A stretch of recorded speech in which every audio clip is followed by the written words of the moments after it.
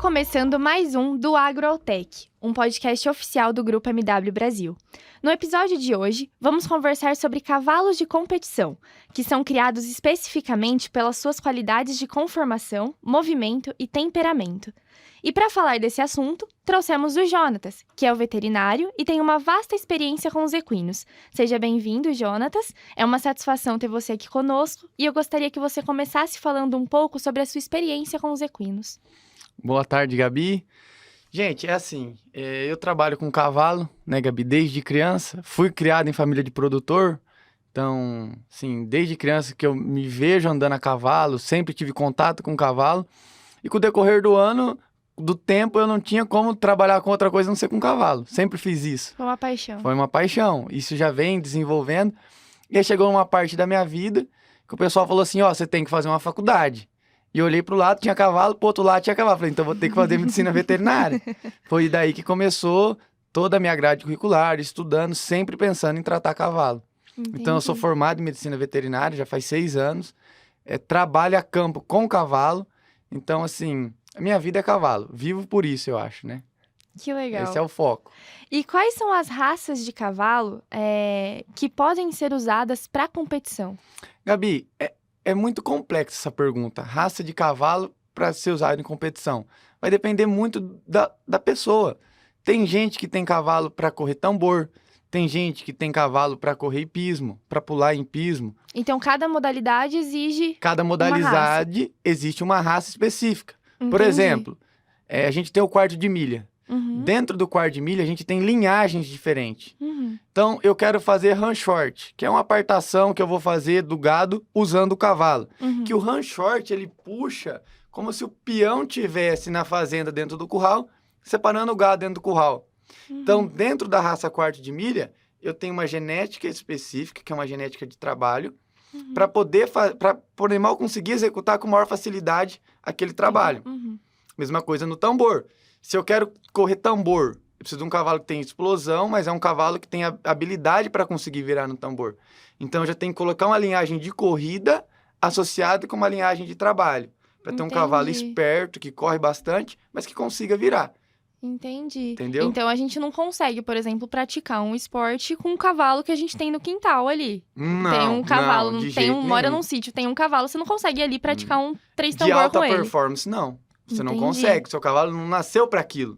O cavalo hoje, ele já nasce para aquilo. Então, desde quando a gente vai fazer um embrião, que a gente pensa no acasalamento da mãe e do pai, a gente já está pensando lá na frente no esporte que esse bicho vai competir.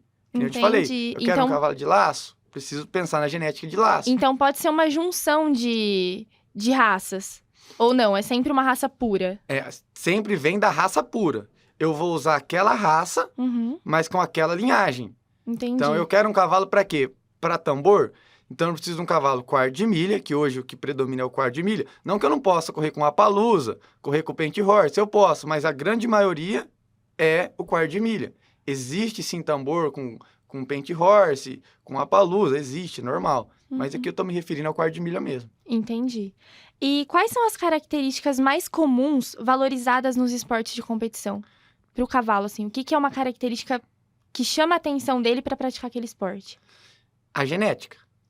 Simplesmente a genética. Que nem a gente vem conversando. A genética do cavalo já leva ele para aquele tipo de esporte. Então, vou dar um exemplo para você poder entender.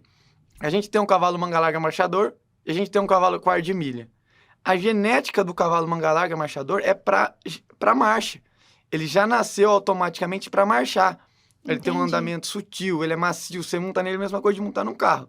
Se você pega um cavalo desse e leva para uma competição onde tem um monte de cavalo quarto de milha para correr tambor, ele vai ficar em último, ele não vai se destacar, ele vai ser horrível. Porque ele não nasceu para aquilo. Então, a genética dentro do esporte é o principal fator para a gente escolher um cavalo para aquele determinado exercício. A gente sabe que existe todo um preparo físico para o cavalo de competição. Como é feito esse preparo? Gabi, essa pergunta é uma pergunta muito interessante. Então, vamos lá. Vamos voltar lá do início de novo. Cada cavalo tem seu esporte, cada esporte tem uma preparação. Certo. Então, o cavalo, no geral, ele precisa ter uma nutrição muito boa. A primeira coisa para um cavalo que vai competir, que vai para esporte de alta performance, a comida dele tem que estar muito bem ajustada. Então, eu, como veterinário, no meu modo de ver, eu sempre procuro a saúde do animal. Então, eu procuro saber que ração que esse cavalo come, que feno que esse cavalo come, se esse cavalo come alfafa, se esse cavalo ele tem uma vida assim, sem estresse, se o proprietário solta ele em piquete. Porque muitos dos treinadores pensam só em treino. O cavalo não aguenta só treino. Entendi. Tá? Ele precisa ter uma vida de cavalo. Ele precisa comer bem, ele precisa se socializar com outros animais, ele precisa estar com a cabeça boa para trabalhar. Porque a gente, às vezes, a pessoa que não é do campo, vê um cavalo lá correndo tambor, por exemplo, que é um esporte que está muito em alta. O cara não entende que aquele cavalo tem toda uma preparação. A comida dele é balanceada, o treino dele é regulado. Então, em clientes de tambor, por exemplo, a gente faz todo um programa de treinamento, né? O cara não vai montar no cavalo todo dia e todo dia ele vai colocar esse cavalo dentro do tambor para o cavalo aprender a girar no tambor. O cavalo vai pegar a trauma do tambor. Vai chegar uma hora que o cavalo não vai querer virar. Mesma coisa quando a gente trata de cavalo de marcha. A gente não vai pegar um cavalo de marcha e todo dia ele vai fazer o mesmo exercício. Não vai. Então, as coisas básicas para um cavalo de alta performance é uma nutrição de qualidade, um manejo muito bem estipulado, como que esse cavalo vai viver durante o dia, qual que é a hora de treino, quantas horas ele vai ter de descanso, quantas horas ele vai ter de socialização com outros animais. Tá? Mas é um treino diário, então. Ele vai fazer esse treino todos os dias. Ele só não vai fazer o dia todo. Depende o cavalo. Tem cavalo que aguenta você fazer um treinamento 5 vezes na semana. Mas assim, não treinamento forte. Às vezes o cavalo vai andar, um dia ele vai andar no passo, outro dia é um cavalo que vai ficar no galope, outro dia o cavalo vai ficar amolecendo a costela, a nuca, a garupa, tá? E um dia ele vai fazer o exercício que ele tem que fazer na hora da prova. Entendi. Mas tem cavalo que não consegue. Então, a gente monta no cavalo um dia, deixa ele descansar 2, aí monta de novo, faz outro exercício.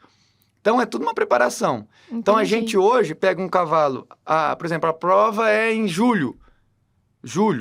Quando a gente está em abril aqui, até antes, fevereiro, a gente já está preparando o cavalo para a prova. Então, essa nutrição dele vem num certo tempo antes da competição? Ou é uma nutrição que é regrada durante a vida toda? Ele é um cavalo de competição de 3 tambor, ele vai ser alimentado para isso durante toda a vida? Ou é uma nutrição que ela vem assim, a minha competição é daqui 2 meses, então eu vou começar esse preparo de nutrição agora também, junto com o treino? Ou não?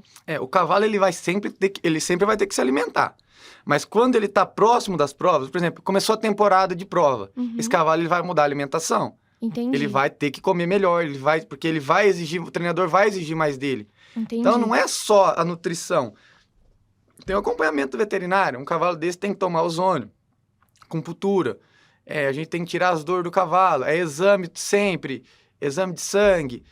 A gente vê como que tá as enzimas desse cavalo. É muito mais delicado do que só não é mais um cavalo ver ele... normal. Entendi. Tipo, às vezes a pessoa vê um cavalo na televisão e fala, eu quero ter um cavalo. Não sabe o gasto que tem por trás disso. Exatamente. É muito investimento, é muito dinheiro para você manter um bicho desse na prova. Não é assim da noite pro dia. É um preparamento, tem que preparar, tem que cuidar, tem que tratar, tem que montar, tem que investir para você chegar lá e ver o cavalo correndo baixo lá.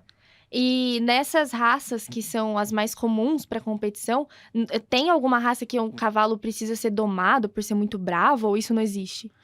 Todos os cavalos eles começam com um processo de doma. Todos os cavalos são chucro, ele nasce potrinho, ele vai se desenvolvendo. Tem raças que o peão monta nele com 2 anos de idade. Tem raças que a gente tem que montar só com 3 anos. Tem raças que é só com 5 anos.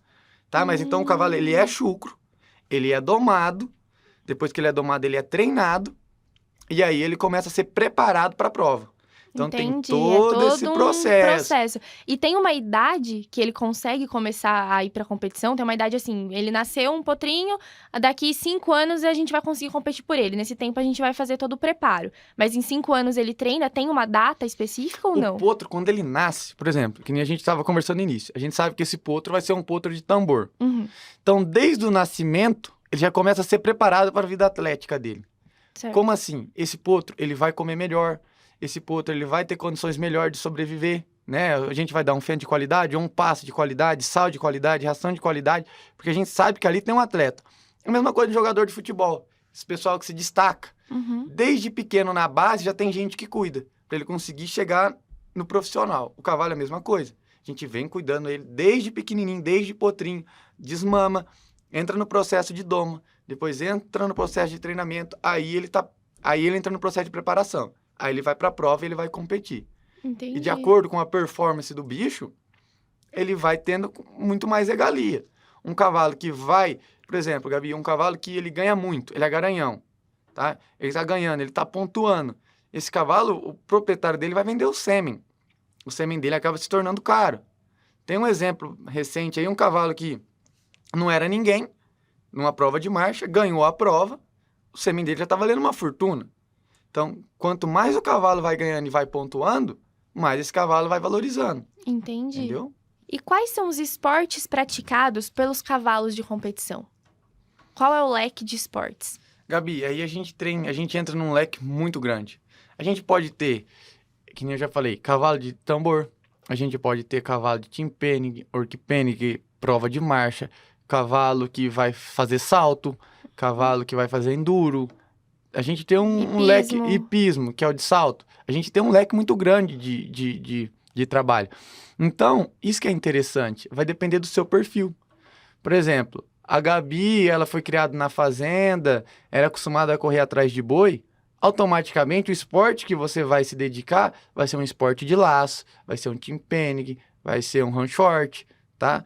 Então, isso já vem da tua criação, daquilo que você tem convívio. Por exemplo, eu tenho muitos clientes que desde pequenininha, 6, 7 anos de idade, corre tambor. O pai leva pro Aras, ela treina tambor. Então, provavelmente, essa menina, ela vai para tambor. Entendi.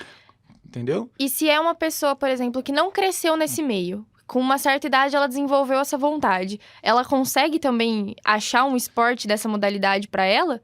Ela consegue esse convívio com o animal mesmo sem ter tido esse convívio a vida toda? O cavalo é um bicho muito dócil, Gabi. É muito dócil. É um animal que ele aprende muito rápido. Então, a gente faz até terapia com pessoas com cavalo, crianças com deficiência. Então, você chega, você começa a ver alguma coisa na televisão, um amigo te fala, você começa a viver aquele esporte, provavelmente você vai conseguir executar. Entendi. Vai depender do quê? Do seu cavalo. O cavalo tem que ser bom naquilo, você está começando. Então, você tem que ter um cavalo que já sabe o trabalho. Você não sabe, mas o cavalo já sabe. Entendi. Então, dá para fazer esporte tranquilo, qualquer um consegue fazer. Vai depender daquilo que você quer. Mas a gente tem um leque muito grande. A minha realidade hoje, que eu trabalho, é cavalo de prova de marcha, cavalo de tambor, cavalo de laço. Essa é a minha realidade. Então, eu vejo muito desse esporte. Entendi. Mas tem muitos outros aí, que tem veterinários que trabalham com cavalo de salto. Sei lá, e você faz parte desse treinamento dos animais para essas competições? A gente, na verdade... O treinamento não é veterinário que faz? Não, o treinamento é o treinador. Tá. É o treinador que treina. Mas a gente tem equipes, né? O cara, ele é treinador, ele vai treinar o cavalo. Mas por trás do cavalo precisa ter um aporte, né? A gente não pode deixar o cavalo com dor, de jeito nenhum. A gente não pode deixar esse cavalo estressado. Esse cavalo tem que estar com a plena saúde. É igualzinho um atleta de alta performance. Por trás do treinador, ter uma equipe médica. Por trás daquele bicho, ter um monte de coisa que o pessoal que assiste de longe não entende. Mas é muita coisa envolvida. Tem um tratador, tem um veterinário, tem um auxiliar ali que vai fazer gelo no cavalo sempre. Tem os cuidados, tem um cara que vai dar banho. Entendeu? Então, Entendi. é por trás do cavalo, por isso que o cavalo, ele gera milhões de empregos. Porque é muita gente envolvida, informalmente ou diretamente. Trabalhos minuciosos, né? Minuciosos dentro do negócio. Entendi. E, Jonatas, a gente sabe que existe um leque muito grande de informação a respeito dos cavalos de competições. Então, se você puder informar alguns canais para quem está ouvindo a gente, se eles podem acessar esses canais para saberem um pouco mais, porque a nossa conversa foi muito esclarecedora, mas também talvez não abra, né, a cabeça de todo mundo para entender o que eles precisam para começar e tudo mais. Então, tem algum canal, algum meio deles entenderem isso tudo? Gabi, na parte prática, para você entender de cavalo, você tem que vivenciar o cavalo. Se você me falar como proprietária, eu quero aprender como manejo um cavalo, eu quero aprender como cuida de um cavalo, isso vai ter alguma coisa na internet, mas não sei também se é uma coisa fidedigna, que você pode confiar 100%. Entendi. Então, eu sempre falo, quer começar? Não existe nada melhor do que um contato direto com algum profissional da área. Não necessariamente um veterinário como eu, mas um treinador, um tratador. Todo mundo da cadeia do cavalo vai te passar informações. Entendi, vai E ser você uma vai fonte aprendendo. confiável. É uma fonte confiável daquilo do seu dia a dia. É muito preocupante. Eu quero falar de cavalo. Vou lá no YouTube. Eu vou ver um vídeo de um cara no YouTube lá. Só que a gente não sabe se aquele cara, o que ele está falando, realmente é eficaz, se realmente funciona, Comprovado. se é realmente comprovada. Aquela metodologia que o cara está usando, será que funciona mesmo?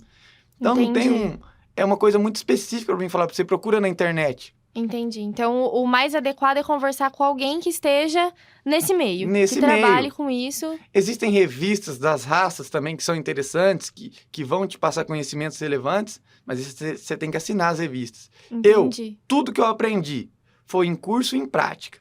Não adianta você também ficar escutando eu falar e você não praticar aquilo. Comprei meu primeiro cavalo.